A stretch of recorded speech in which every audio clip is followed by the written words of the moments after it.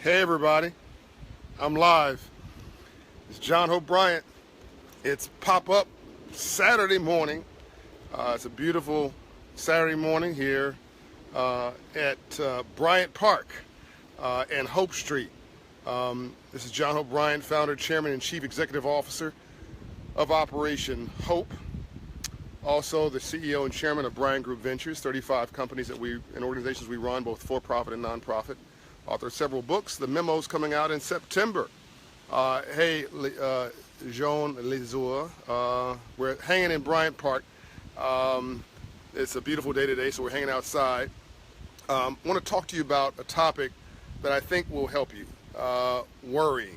This is part of the one-word series that I do, where you just take one word and you unpack it. You take one word and you attack it. Hey, Marvin Warney. You take one word and you underwrite it. Hey, Karen, blessings to you from Yonkers, New York. Also, thank you. What's up, Dyson? Hey, George Gibson from Los Angeles. So we're going to take one word, and we're just going to unpack that one word and focus on that one word and really bring definition. Hey, Pamela. Hey, Marvin Warner. So the audience is growing. But let me jump into this because everybody wants to enjoy their Saturday.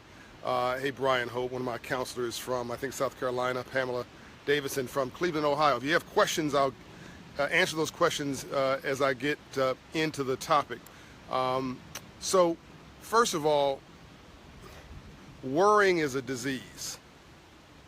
Worrying is a disease. Hey, Garcia Guest, good afternoon. If you're going to pray, why worry? If you're going to worry, then why pray? I want you to really think about that. If you're going to pray, then why worry? If you're going to worry, then why pray? So, what is the key to life? It's faith. But faith is what you do when you don't have all the facts. So, why should you not worry? Well, it's sort of like when somebody says to me, and I'm more spiritual than I am what I call purely religious. In fact, I'm just saying I'm more spiritual than religious. I think that religion is a road up the mountain, but God is a mountaintop. And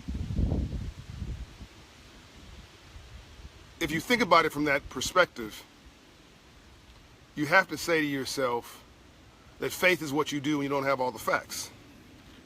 And what we have in the world today is a death of faith, a death of belief. So then people start relying more, love you back, Zuriel. People start relying more on their mind, more on the things they can see, that they can touch, they can feel. They start relying more on things. They start making things their God. They start making things their belief system, and the things are going to break down. The things are going to deteriorate. The things are going to disappoint you. And your mind is actually, and I cover this a lot in my next book, The Memo, how you always speak to it as, what did Yolanda say? How you always speak it as I type it, Yolanda Frazier. Your mind just wants control of your life. That's all your mind wants. Your mind wants to be in charge. That's what your mind wants. Your mind is not for you. Your mind is just a GPS device to get you where you're going. So let me get back to the word, worrying. If you're going to pray, then why worry? If you're going to worry, then why pray? Somebody said to me, well, why should I try God? Because God cannot possibly mismanage and screw up your life worse than you have. That's why. Why should I try God? Because God cannot possibly mismanage and screw up your life more than you and I have on our own. So, worrying is going to make you old. Worrying is going to destroy your peace. Worrying is going to destroy your tranquility. Worrying will have you sit in this beautiful environment of nature right now and not see the birds, not see the flowers, not see God's tranquility, His nature, His love. Worrying will cause you to miss the whole ball game and value of life. And now you're stepping over a dollar to pick up a dime. Now you're rearranging the deck chairs in the Titanic of your life.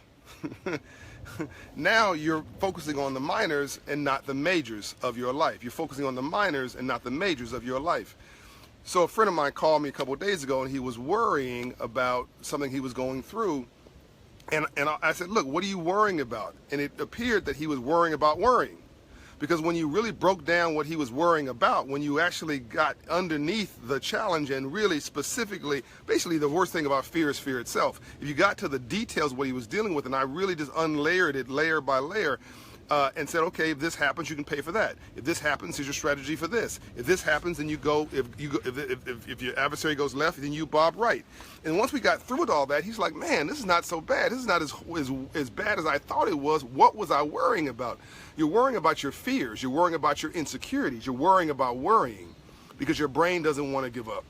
Your brain doesn't want to back off. Your worry needs a job. Your worry needs a job. Write that down. Your worrying needs a job, and you need to make your worrying unemployed. So, how do you stay young and beautiful? Stop worrying. Okay? Hey, Anita Ward, let go and let God. Exactly right. Remove the negative and be positive. Claudio Rivera said that. Fear is an individual worst enemy. Exactly right. My worry is unemployment. Kala Cab. Okay, my worrying is unemployed. I guess he said being unemployed. Kala, let's deal with that. Let's assume you worry about being unemployed. Let's assume you worry every day about being unemployed. Has that made it any better? I'm just asking a question. You worry every day about being unemployed. You worry every minute, hey, Tiffany Greer, about being unemployed. You worry from can't see in the morning to can't see at night about being unemployed. Does that make your unemployment any better? Does your worrying pay one bill? This is a question. Does your worrying pay one bill?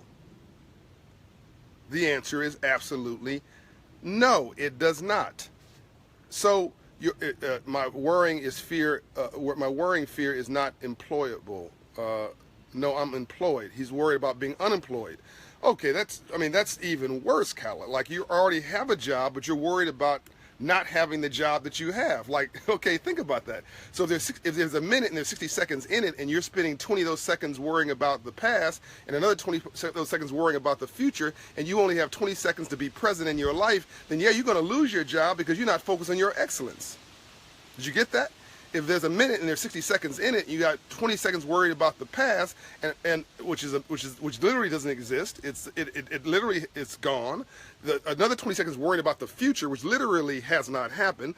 You're crossing bridges ahead of time, and then you have 20 seconds now to be present in your life.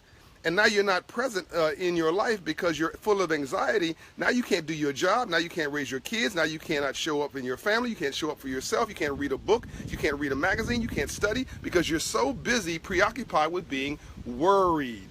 Did you get that? So actually it becomes a self-manifest prophecy, right? You actually prophesize your own failure by worrying about what you cannot control. I don't worry about what I cannot control. I do not worry about what I cannot control. I literally, my favorite prayer is not my will, but thine will be done. Not my will, but thine will be done. Translation, God, whatever you want to happen, man. I'm going to do my best and let God do the rest. I'm not stressing out about it because stressing out does not make it any better. You simply put your faith forward. Faith is what you do when you don't have all the facts. You simply put your best foot forward and then let the universe take care of the rest. And by the way, so you hold on to this job. You think you're holding on to that job. You're just struggling. You're just strangling that job, and you're holding on for dear life. You're doing everything you can. Hey, Leanna Bennett is joining. She does a great job in our social media team at Operation Hope, our civil rights team. You do everything you can to hold on to that job. You're worrying to death about that job. And then you're worrying so much and holding on so much, you actually miss the opportunity that was right in front of you that actually was really meant for you to take hold of to replace that job. Did you get that? So what am I saying? God never gave you anything. God never gave anybody else anything he wanted you to have. The universe never gave anybody else anything he wanted you to have. And if you got what you wanted, you may not want what you got. If you got what you wanted, you may not want what you got. Thank you, Kyla, you got it. So what I found is that most of the things that I really was focused on that I thought I wanted, worrying is fear. That's right. Who said that? Johan said that. The things that I thought I wanted, if I had ever got it, I would be miserable because it was not meant for me. It was not my blessing. And most of the things that I thought I wanted were just stepping stones to where I needed to go. We think that a chapter in our life is a whole book. We think that an episode in our life or somebody we're meeting is designed to be our mate for life or our partner for life or our job for life. And maybe it's just what you're supposed to be doing at this moment to prepare you for the next moment. So you got to stay loose. You know, you got to stay free and easy. You got to stay basically prayed up and blessed up and chilled out. And people ask me, how do you stay so vibrant? And I don't worry about things. I don't worry about things I cannot control. I stay focused on. I am a control freak, and I'm an excellence freak. I'll admit that. But I don't focus on things that I cannot control. I cannot control nature. So if it's raining today, I love the rain. I'm not going to worry about it. If it's sunny today, I love the sun. If it's freezing, then I love the freezing. You know, do you know there's going to be water wars in the world today? Water wars? People having wars over water, but people are complaining somewhere because it's raining all the time. By the way, we worry and we complain. When it's too cold, we want it hot. When it's too hot, oh man, I need to be cooler. When it's raining all the time and the world is dying for water all over the world. When it's raining all the time, man, I just hate all this rain. This is horrible weather, right? No matter what happens, and when it's beautiful weather, this weather doesn't last long enough, right? And you just can't make mankind happy, right? So no one's gonna make you happy. You gotta make yourself happy, and you gotta understand there's something deeper than happy that's called joy. So let me give you a little insight into something. Happiness is from the outside in to the outside on. Somebody says you look lovely today. Okay, you're happy. Somebody says you're attractive today. Okay, you're happy. Somebody says you look horrible today. You look ugly today. Okay, now you're mad. You're sad because your self-esteem now has come from the outside on. Your self-esteem or your confidence or your belief in yourself, hey, Rakita, my cousin, is focused on, is defined by how somebody else feels about you, what they're saying about you. Check this out. I can be happy and joyful. I can be unhappy and joyful. But once I understand what joy is, I'll never be unjoyful. Did you get that? I'm going to repeat that.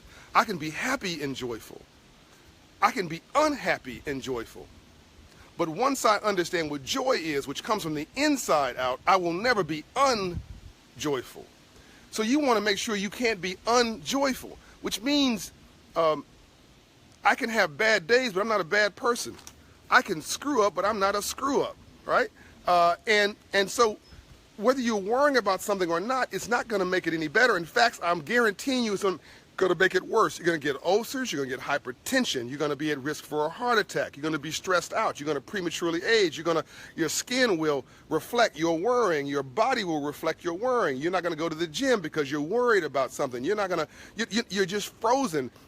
You're like a deer caught between headlights. You cannot live your life. I can't go to the park because I'm worried about this. I can't go to the museum because I'm worried about this. I can't enjoy nature because I'm worried about this. I can't stop and read a book because I'm worried about this. You're so anxiety. I can't prepare for that new opportunity because I'm so stressed out about keeping my current opportunity. You see that you're just worrying about.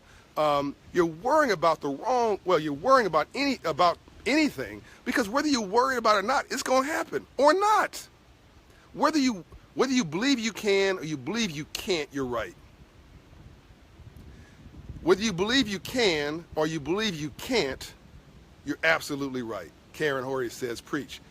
I'm going to repeat it again. Whether you believe you can or you believe you cannot, you're absolutely right. So what is it that you're going to believe in? Is the glass half full or is the glass half empty? It depends who's looking at the glass. That's you. You are the orbiter of your life.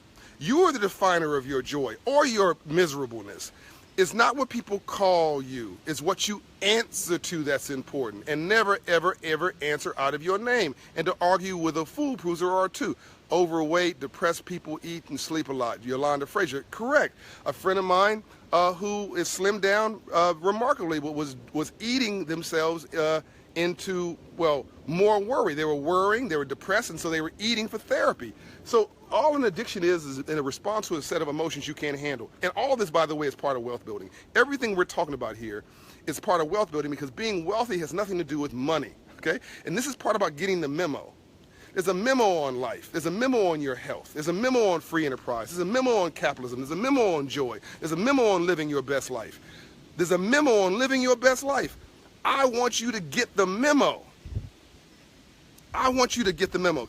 Cab says, I got a friend like that who probably eats for therapy. They're depressed and they've blown up, not because they're in love with food, because they're trying to basically dissolve their unhappiness. And no one can make you happy. No food can make you happy. No destination can make you happy. Nobody else can make you happy. You've got to find not only happiness, but joy inside of you. Inside of you. And that's where your wealth lives. Look, if you're poor here and you're poor here, you're going to end up poor in your pockets. So the only way you're going to get wealth in your pockets and to make better decisions about your money and the decisions of where you put your excess funds from your paycheck, how you live your life, how you raise your children, whether you focused on cashing a check or writing a check, meaning whether you're going to work for somebody else or work for yourself, whether you can have enough courage to live your whole life, your best life, your true life, is to set worry aside, to set yourself free mentally, to understand that you're going to build your wealth from the neck up, that you're going to become curious about everything. I asked Quincy Jones, how'd you get so smart? He said, I'm just nosy as hell. I'm nosy about everything. I want to know everything about everything. Are you nosy as hell? Replace worrying about everything with being nosy as hell. Can you do that? Replace worrying about everything with being nosy as hell. And you will be so preoccupied with learning and life and joy and the good things of life and appreciating nature and God's joy that's all around you, that you will forget to worry.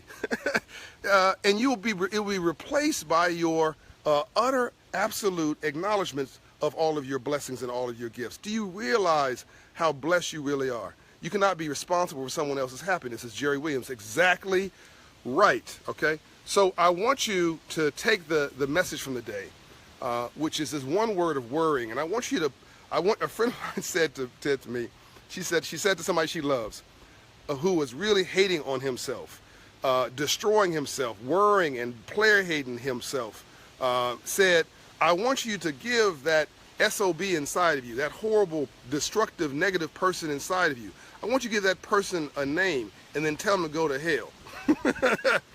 Actually, they said something else, but there may be kids watching, so I won't say that. I want you to take that other person inside of you that's player-hating you, telling you what you cannot do, jamming you up, telling you that you cannot be successful, telling you cannot live your best life. Tell that person, give that person a name and tell them to go to hell. Which is an appropriate place to be, because the devil, Lucifer, hangs out there, and Lucifer ain't nothing but a punk. He's a fallen angel. Even God has to give him permission to exist. So I just want you to try what I'm saying. If you try what I'm saying and it doesn't work, come back and report to me. It doesn't work. I'll send you a free set of all my books and a personal apology, a handwritten note. I guarantee you. Well, you actually may tell me that just to get the free book. So hopefully I'm gonna trust that you're being honest here. But I will keep my promise. If you try what I'm saying, which is to understand, if you're going to pray, then why worry? If you're going to worry, then why pray? And that your worrying has never benefited you at all. That your worrying has never given you any tangible benefit. It has only made you uglier, older, less attractive, grumpier, more unhappy, focused on the darkness of your life versus the light of your life. It has never done anything positive for you, and has only attracted more player-hating. You see this? What's this book? This says, haters only make me greater, is what the t-shirt says. Jamie's trying to tell me how to reverse all this stuff, and on videos, but he's going to be here at Leanna to do it for me. But that's what the T-shirt says. All these folks who are negative, you attract more of them to you when you've got this negative energy floating around you. It becomes like a magnet, because hurt people, and worriers attract more worriers. What did I say? You hang around 9 broke people, you'll be the 10th. You hang around 9 of anything, and you'll be the 10th. I want you to banish worrying and pick up hope. Banish worrying and pick up hope. It's just a failed business plan. That's what I'm trying to tell you. Worrying will keep you from every one of your dreams. I grew up in Compton, California, folks, in South Central LA. I grew up in the hood. Mom and dad had an average education. Nobody in my family had trust funds. Nobody in my family got hooked up from anybody. I had I got a GED degree out of high school. Chris Rock calls it a good enough diploma. 1 year of community college, San Diego Community College. C student in math. Okay, I'm financial literacy guru supposedly. C student in math. But I had this unrelenting hope and belief in myself and unrelenting vision. And now I'm living my, I'm not my best life, but I'm on the track for my best life, and even created my own park, Bryant Park on Hope Street. And I built it all from myself. Nobody helped me do this. Nobody gave me anything, gave me a check. I had to hustle and build everything that I had from scratch. I pay my taxes. I pay my employees' salaries. I meet my responsibilities. I show up for work every day like everybody else. I'm not out here chilling somewhere on some yacht. I am out here hustling like everybody else, but I built it from myself, from ground zero. But I had to banish worrying, and I had to pick up hope. And now we've got a global operation that's all around the world. And I'm just using the same principles over and over and over and over again, like compounded interest. I'm trying to convince you to have compounded hustle. Hustle on top of hustle creates more hustle. And but if you have worry on top of worry, I can tell you all this stuff all day and all night. It won't work. It'll just walk right past you because you don't have the right software. And I'll leave you with this quote. And I'm going to answer a couple questions here. To be broke is economic, but to be poor is a disabling frame of mind and a depressed condition of your spirit, and you must vow never, ever, ever to be poor again. Okay, so let's go over here and answer some questions that you may have for me. All right, so let's see here. Has this been a helpful conversation today on worrying?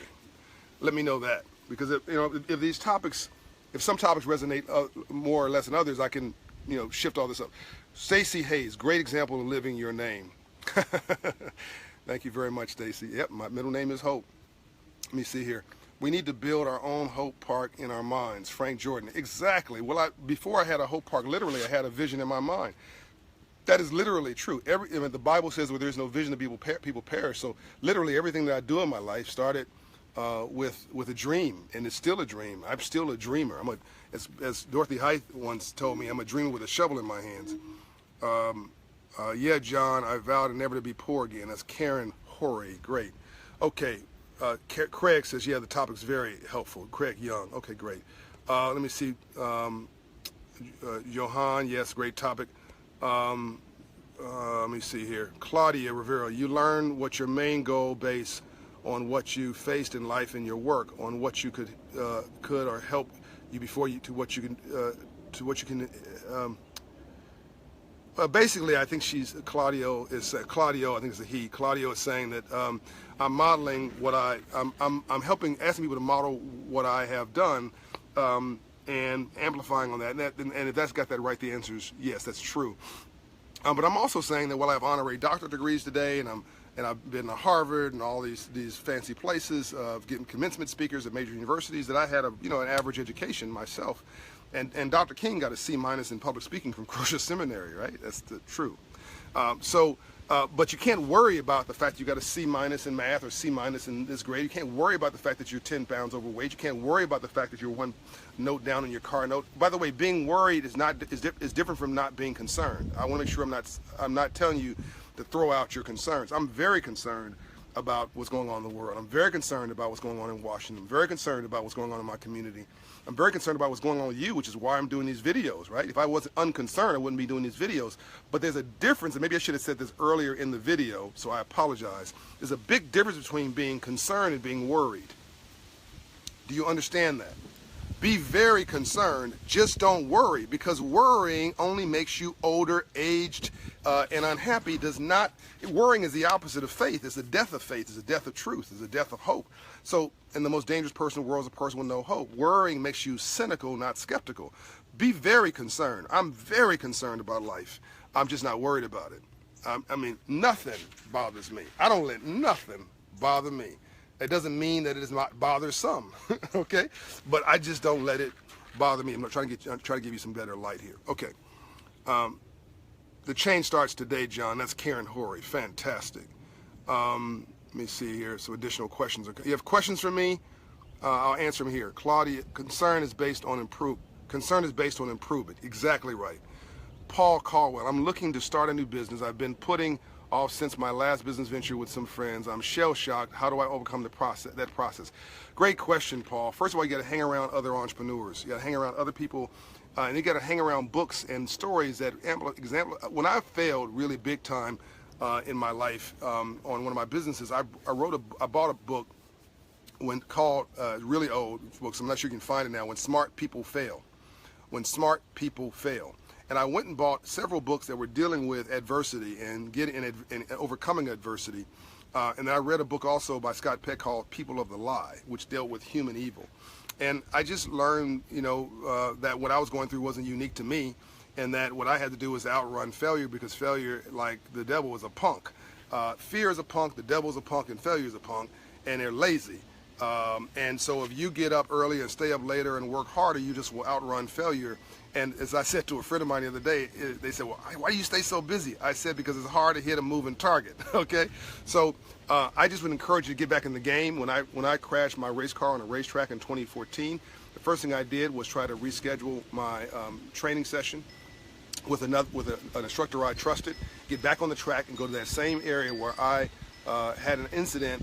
And I did it conservatively, but make sure I get through there properly. And now that's one of my favorite corners in the entire track, and I've probably done, 800 laps on that same corner, that same track in that same corner where I had the incident, and I'm completely unconcerned with what happened there in 2014. You got to just get back on the horse and start riding again. You ever tried to, you almost drowned, like I almost drowned in the islands 15 years ago? The first thing I did was get back in the water. So again, be concerned, just don't be paranoid. All right. Jawan Lesur, I'm gonna get your name right. How did you become such a great speaker? Thank you for the compliment. But I told Deborah Collins, who works for me, she asked me a similar question. I said, if your audience will forgive every other sin if you're authentic. If you're authentic, your audience will forgive every other sin. They'll forgive you when you forget where you are in your remarks. I don't read speeches, as I think you have seen. You will never see me read a speech. If you're authentic, the audience will forgive you every other sin. People don't remember what you say to them. They don't remember what you say to them. They don't remember the words on the page. They don't remember the structure of an event. They remember how you made them feel. So be authentic is my suggestion to you. What keeps you going, brother? Same question from the same person, or same person with a different question. My hope, my belief, my knowledge that history repeats itself, and that we've been here before and we'll get through this, and my absolute belief that even a minority of hope changes the world. That the book The Tipping Point, Malcolm Gladwell, proved that at 5% of role models, every community stabilizes. Not 80% of role models, not 50% role models, not 20% role models, not 10, just 5% role models stabilizes in a community. So hope is so powerful. You need a super minority of it to change the world. And fear is such a punk that it needs 95+% to crater a community. Look at African Americans in America as an example. Only people enslaved on American land, over around it, do it. We're going to get to it. Now, unfortunately, we're experts at survival, not thriving, surviving, not thriving, which is a whole topic of my book, The Memo, and a whole topic that I'm going to deal with in this video series. So we become just an expert in the wrong thing. And so we're great at surviving, but we're not equipped as much to survive. And I think if we give you this new software, not just African Americans, but all people, this new software in the world. 5 of the 7 billion people in the world are just struggling, and they're smart, good people, but they have not been given the memo. And that's what I want to do for a generation, is give a generation the memo. So that's what keeps me going. Okay, I volunteer with Atlanta with your conference, and it left an indelible mark in my future to come. That's Stacy Hayes. Thank you, Stacy, for volunteering at the Hope Global Forum. How much of a price did your hope come with? Well, that's James Smith. I wouldn't call it a price. I would say it's an investment. I say it's a decision. I made a decision that this was my legacy. I made a decision this was my life, and now I double down on that commitment, that decision. I have no regrets. And because you've committed to it fully with both feet, you don't get half pregnant. You step into your life with both feet. Now you're fully engaged with your life, and now your life returns the dividends because you're committed to it. It's committing to you. You see, the universe has a perfect accounting system. Whatever goes around, comes around. Okay. How can I start a nonprofit financial education organization in my community? Craig Young. Well, I mean, of course, the easy part is you start a corporation, you start a 501c3 corporation, a charitable tax-exempt nonprofit corporation is what you're going to need. But there are many ways to do that, and I would really hesitate for you to encourage you to start your own organization. I'd encourage you to partner with Operation Hope, partner with Junior Achievement, partner with Urban League, partner with those who are already doing it, and see if you can sort of dovetail into their efforts. If you want to just do your own thing, make sure you're doing it for the right reasons. This is not going to make you any money. It's going to take your money, your patience, your time. You're going to have to make sure you don't worry. We're getting a little bit off the topic, so I'm going to have to stop the video here in a minute because I promise you guys it was a one-word topic. But you know, just type in either to the computer how to start a nonprofit. The details of that will come up. I would just have you check your motives, and as long as your motives are in the right place, and you've got time and a little money and a little energy to do it, then you can start a little nonprofit corporation and become the Block Club 700 Credit Score Communities Initiative for financial literacy in your neighborhood, or just partner with us. We'll help you do it. Okay. How do you deal with not having support when trying to build a business? I'm a single parent and I'm having a difficult time trying to build. That's Renee Carter. Well, Renee, welcome to the world of entrepreneurship. An entrepreneur works 18 hours a day to keep from getting a job. The first thing you do is don't worry. That's the topic of the day, because that's not going to make it any better. It's going to make it worse. You got to have belief in yourself, and you got to understand that if it was easy, everybody would be doing it. If success was easy, everybody would be doing it. So it is going to be tough as hell, and that is part of the drill. Part of this thing is the universe wants to make sure you're serious. I'm going to leave you with that. The universe wants to make sure you're serious about this thing called life. If you're just playing around with it, you just want something easy, I'm not saying you do. If you just want to have some money, you want to have what you see on TV, you want to have the lifestyle of the rich and famous, the universe wants to see, are you serious about real success? The universe will deliver you some riches if that's what you want for a minute, but it won't last. Real wealth takes hustle and time and energy and commitment and struggle and pain and sweat. Because nothing good comes easy. Loss creates leaders. Rainbows only follow storms. I want you to be committed. I want you to be engaged in your life, but I want you to not worry. Okay, I'm going to leave you on a Saturday with that note. Hopefully you enjoyed this pop call in engagement. Let me know in the notes whether you like these one-word series, and whether you, in particular, you like this one, if you thought this was helpful. Things hit me spontaneously, and I decided to share it with you. But if you don't think this is helpful, it doesn't hurt my feeling one little bit. I will recalibrate and tighten the series up. Let me know in the notes what you like. I think that you're saying you do like this. I'm seeing some positive hearts. Okay. All right, good. Looks like some of you do like this. But let me know seriously. I mean, again, you're not going to hurt my feelings. I want to make sure I'm giving you what you want. Whether this was Twanya Spine, great talk. Jennifer Mangon, loved it.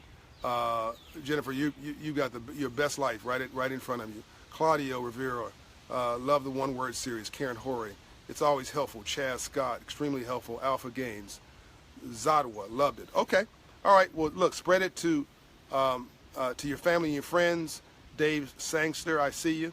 To your family and your friends. Share this. Go to the video vault at John Hope Bryant Live and watch at least one of the other videos once a week. There's a whole series of videos that I put in there now. I want to have a video for everything in your life that happens. You can go there when you're having struggles and grab it, pull it out, get you stabilized so you can get back in the game, and get you from the streets into the suites. The civil rights movement. This is unbought, unbossed, and unbiased, coming to you straight and no chaser from Bryant Park. John Hope Bryant, Civil Rights Movement, Operation Hope. I'm out. See you.